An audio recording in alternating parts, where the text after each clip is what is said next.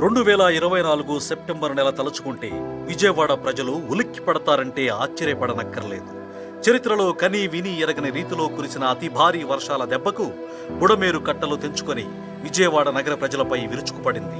YCP పాలకుల తప్పిదాలు, ప్రజాక్షేమంపై నిర్లక్ష్యం ఫలితంగా విజయవాడ ప్రజలు భారీ స్థాయిలో వరద దెబ్బకు నష్టపోవాల్సిన పరిస్థితి ఏర్పడింది. ఇలాంటి కష్ట సమయంలో ముఖ్యమంత్రి చంద్రబాబు గారు ప్రజలకు అండగా నిలిచారు. ఇల్లు వదిలిపెట్టి ప్రజల మధ్య 11 రోజులు గడిపి ఎప్పటికప్పుడు ప్రజల యోగక్షేమాలు అడిగి తెలుసుకున్నారు. కంటి మీద కునుకు లేకుండా నిరంతరం ప్రజలకు ఏమీ కాకూడదని పరితపించారు. ఊహించని విపత్తు నుండి నగర ప్రజలను రక్షించుకోవాలనే కాంక్షతో అధికార యంత్రాంగం మొత్తాన్ని రంగంలోకి దింపి వరద నివారణ చర్యలు చేపట్టారు. ఆ సమయంలో మళ్లీ విజయవాడలో ఇలాంటి వరదలు పునరావృతం కాకుండా గట్టిగా చర్యలు తీసుకుంటాం. బుడమేరు ఆపరేషన్ స్టార్ట్ అవుతుంది.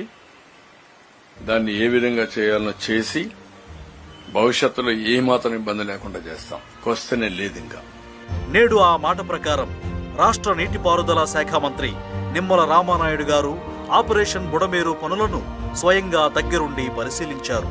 3 గంటలను కలుపుతూ 23 కోట్ల రూపాయలతో నిర్మిస్తున్న సీసీ వాల్ పనులను పర్యవేక్షించారు. పనులను త్వరితగతిన పూర్తి చేయాలని అధికారులను ఆదేశించారు. కూటమి ప్రభుత్వం ప్రజల సంక్షేమం కోరే ప్రభుత్వం అని, ప్రజలను ఇబ్బంది పెట్టే ఎలాంటి శక్తులనైనా ఉపేక్షించేది లేదని గతేడాది ముఖ్యమంత్రి చంద్రబాబు గారు చెప్పారు. పటిష్టమైన చట్టం ఉంటుంది, చాలా క్లియర్ గా ఉంటాం. అన్నింటికంటే ప్రజల safety is very very important.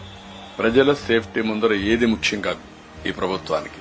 నేడు బుడమేరు ఆనకట్టలను బలోపేతం చేసి ప్రజలకు ఇచ్చిన మాటను నిలబెట్టుకున్నారు. That is Nara Chandrababu, that is NDA government అని నిరూపించారు.